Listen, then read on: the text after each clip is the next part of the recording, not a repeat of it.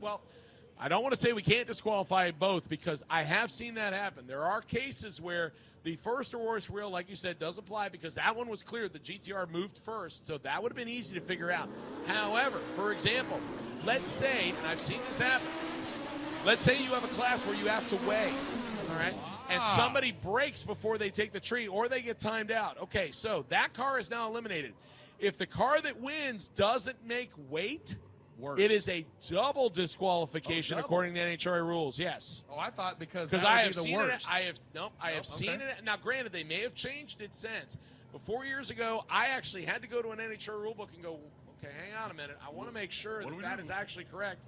And it also happened at another series race where the car that could not stage broke, so he couldn't go down the racetrack, so he couldn't weigh.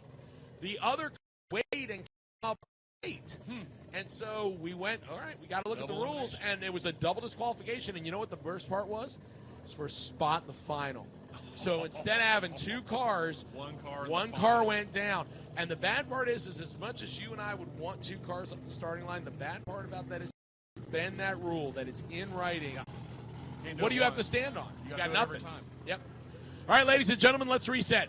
Adam Warrake coming up out of North Ward, Florida, the 2011 Tulsa Madman, inspired and approved green color over on left side.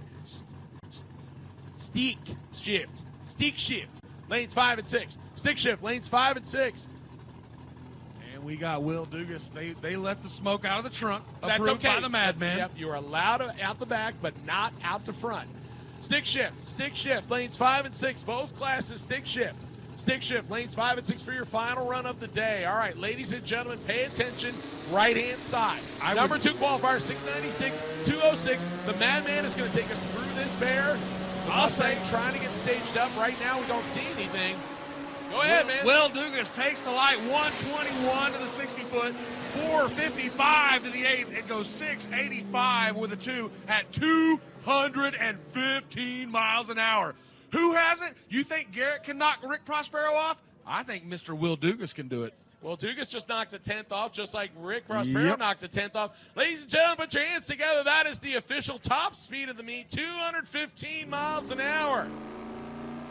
In a street car. Yes, in a nasty, nasty fast street car. So, 672 at 209.5 for Rick Prospero. Will Dugas, 685, 215. Cletus McFarland, 706 at 206. 3 cars have entered the 200-mile-an-hour chat. Ironically, yesterday in roll racing, 3 cars made it over 200 miles an hour. So, ironic? Sure.